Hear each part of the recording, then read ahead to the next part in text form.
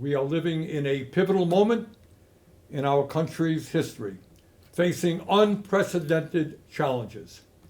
How we respond to this moment will impact not only our lives, but the lives of our kids and grandchildren, and in terms of climate change, the very health and well-being of the planet. As you heard tonight, President Trump has been very effective in creating what I would call a parallel universe for his supporters. A set of ideas that either have no basis in reality or in the great scheme of things are nowhere near the most important concerns of the American people. And one way that he does that is through the concept of the big lie, and boy, did we hear that tonight. You say something that is grossly false, say it over and over again, and have right-wing social media blast it out endless times until people actually believe it. And then, rather than address the real issues facing the American people, the struggles that the American people are facing, we find ourselves wasting endless amounts of time discussing Trump's absurdities. Let me just give you a very few examples. Trump claimed that the 2020 election was stolen from him and that he won by a landslide. Remember that? A lie. Trump claimed that the January 6th insurrection was a day of love. A lie. Trump has claimed that millions of undocumented people voted and do vote in American elections. A lie. Trump has claimed that climate change is a hoax originating in China. A lie. Trump has claimed that Ukraine started the horrific war with Russia. A lie. And tonight, just tonight, Trump claimed that millions of dead people between the ages of 100 and 360, I guess, were collecting Social Security checks. And that is an outrageous lie intended to lay the groundwork for cuts to Social Security and dismantling the most successful and popular government program in history. So let's be clear about that. Well over 99% of Social Security checks are going out to people who earned those checks. 70 million Americans. Nobody who was 150 years old or 200 years old or 300 years old is receiving Social Security checks. And on the lies go. Now, the purpose of all of this lying is not just to push his hateful right-wing ideology. It is not just to try to divide us up. It is more than that. It is a masterful effort, and you saw that tonight, to deflect attention away from the most important issues facing the people of our country. Issues that Trump and his billionaire friends do not want to address because it is not in their financial interests to do so. Trump gave his State of the Union speech tonight. But if you listen closely, that speech had very little to say about the State of the Union, about what is really going on in our country, especially for working families. Trump spoke for over 90 minutes, although I must confess it seemed a lot longer than that, and he almost completely ignored the issues that are keeping working people up at night as they worry about how their families are going to survive in these very tough times. And I will tell you exactly why Trump had very little to say about the real crises facing the working class of this country. Think back 6 weeks ago when Trump was inaugurated for his second term as president, just 6 weeks ago. Standing right behind him were the three wealthiest men in this country, Mr. Musk, Mr. Bezos, and Mr. Zuckerberg. And standing behind them were 13 other billionaires who Trump had nominated to head major government agencies.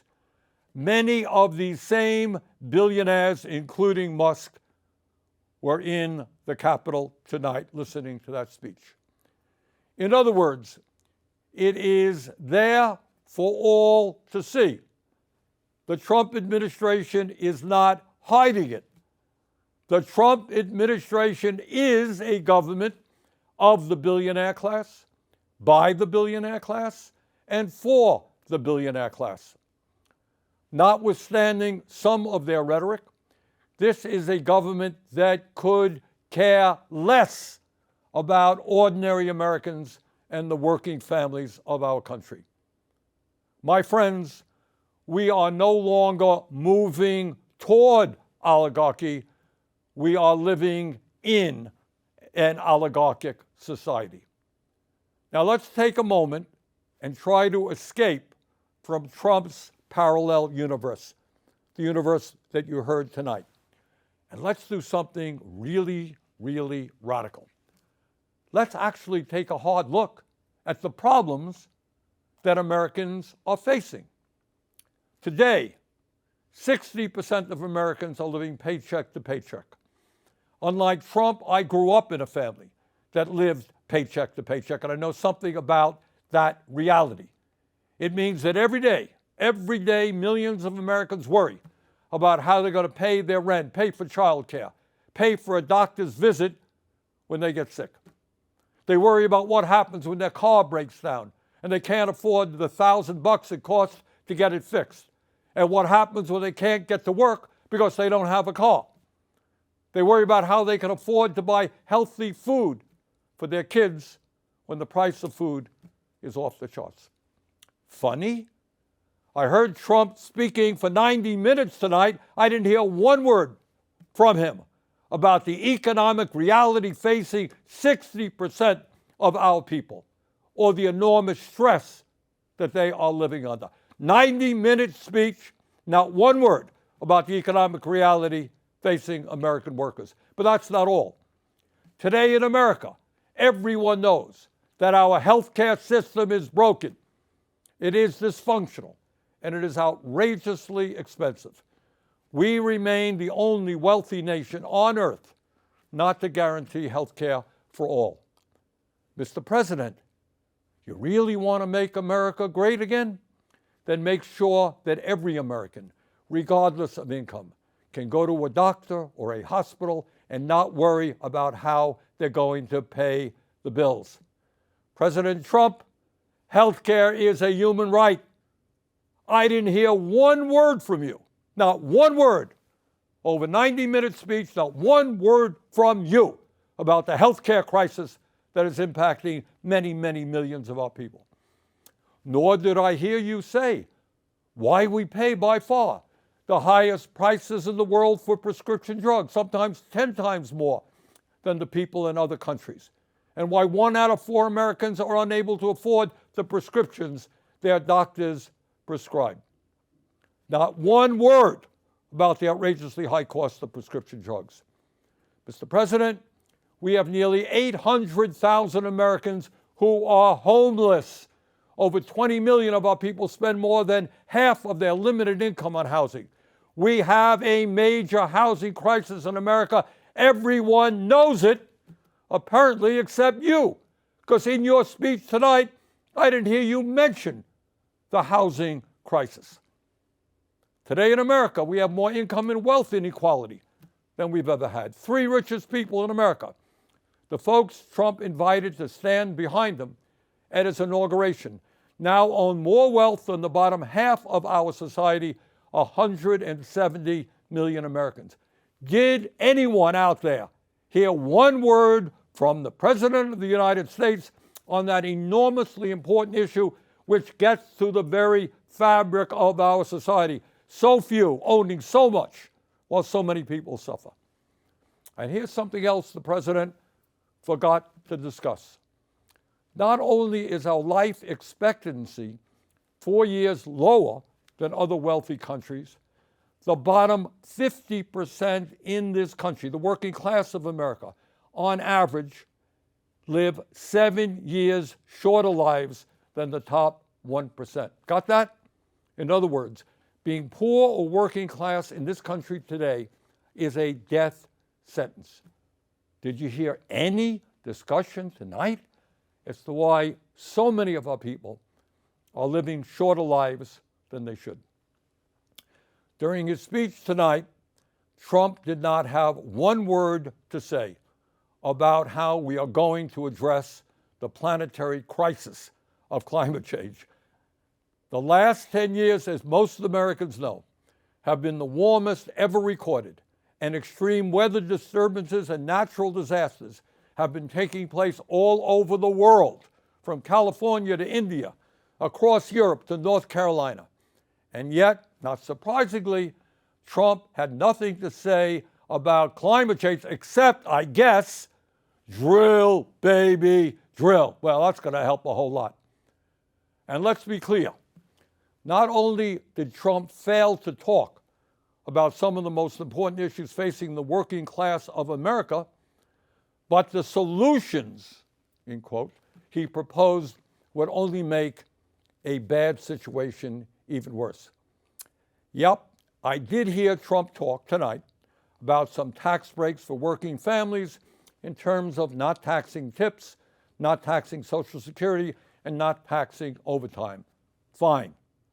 But that is chump change compared to the benefits he's going to give to the 1%, and it doesn't tell the whole story about his tax policies.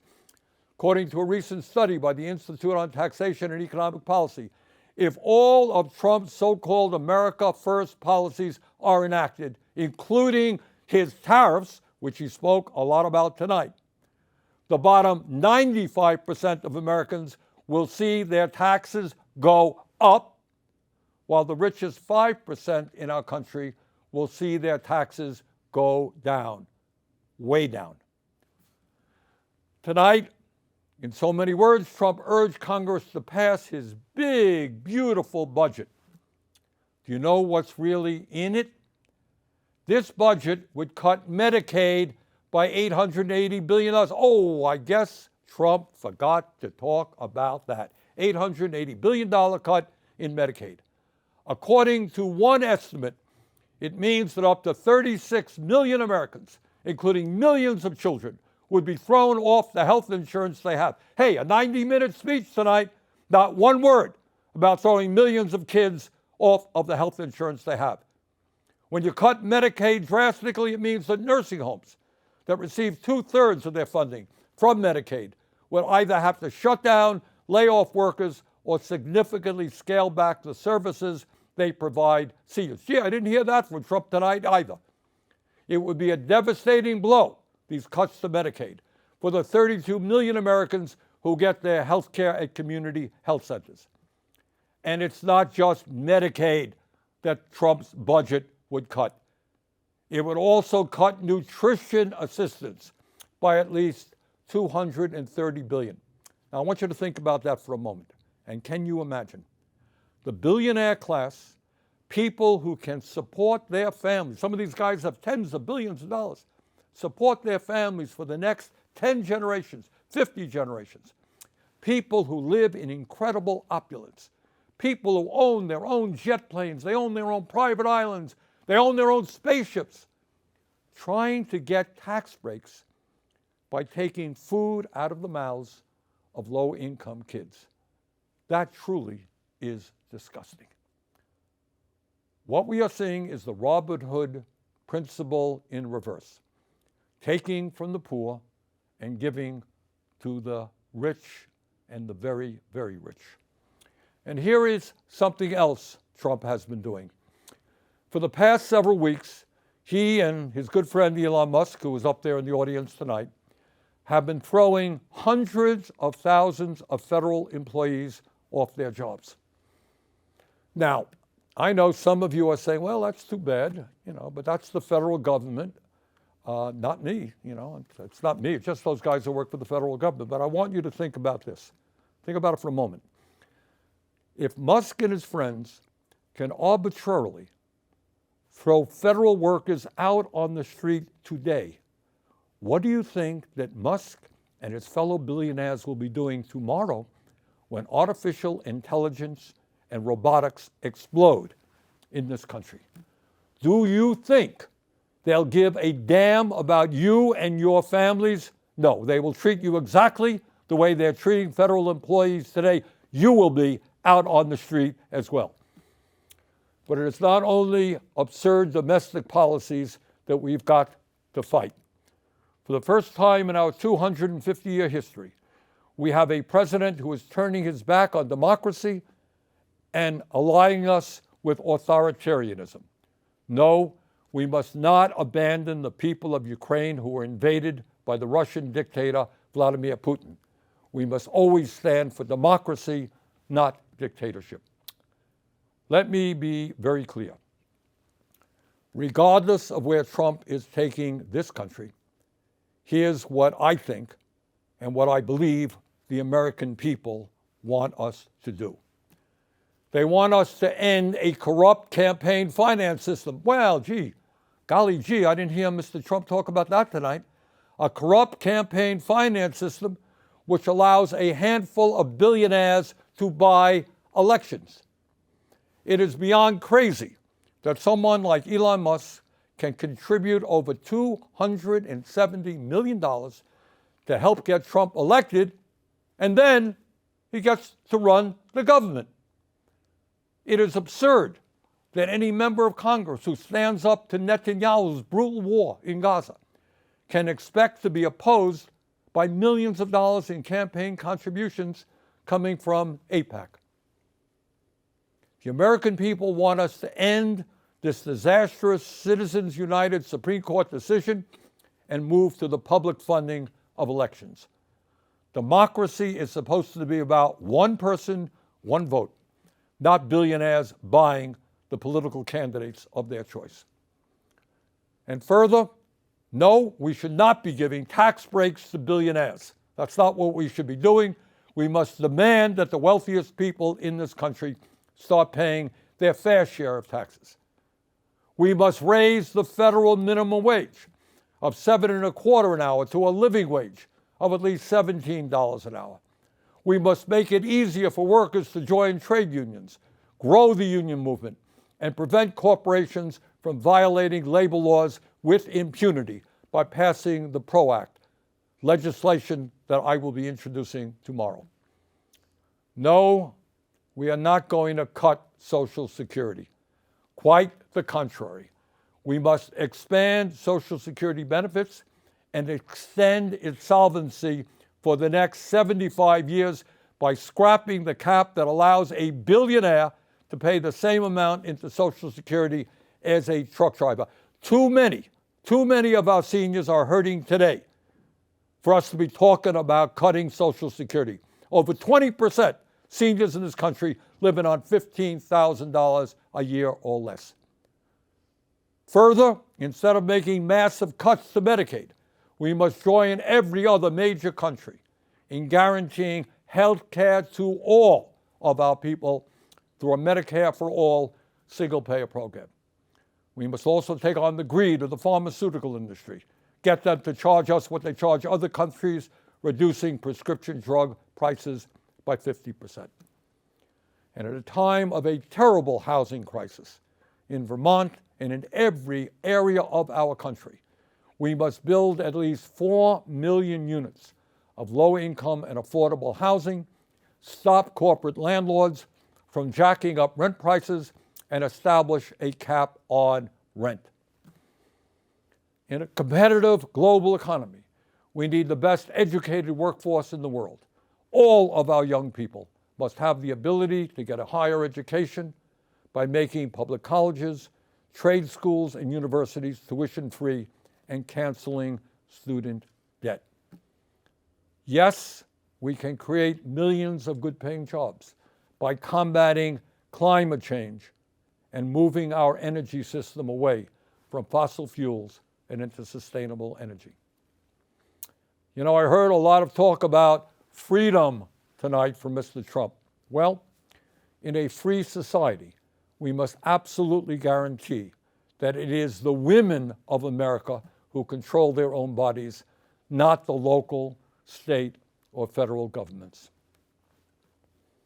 Now I know, because I've heard from many of you, that there are a lot of people out there who are feeling angry and frustrated at what's going on here in Washington, D.C.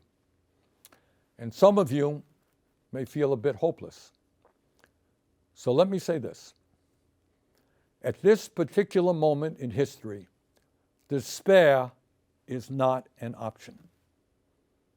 Giving up is not acceptable. And none of us have the privilege of hiding under the covers. The stakes are just too high.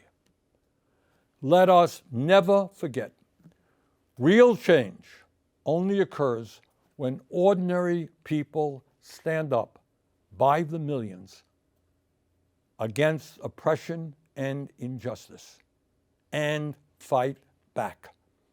That is the history of the founding of our nation, when brave men and women took on the mighty, invincible British Empire. It is the history of the abolitionist movement, the history of the labor movement, the history of the civil rights movement, the women's movement, the environmental movement, and the gay rights movement. Yes, I know. The oligarchs are enormously powerful. I deal with them every day. I know that. Yes, they have endless amounts of money. Yes, they control our economy, and they own much of the media. They have enormous influence over our political system. But from the bottom of my heart, I am convinced that they can be beaten. If we stand together and not let them divide us up by the color of our skin, or where we were born, or our religion, or the language we speak, or our sexual orientation. If we bring our people together around an agenda that works for the many and not just the few, there is nothing in the world that can stop us. We can win. We will win. Let us go forward together. Thank you all very much.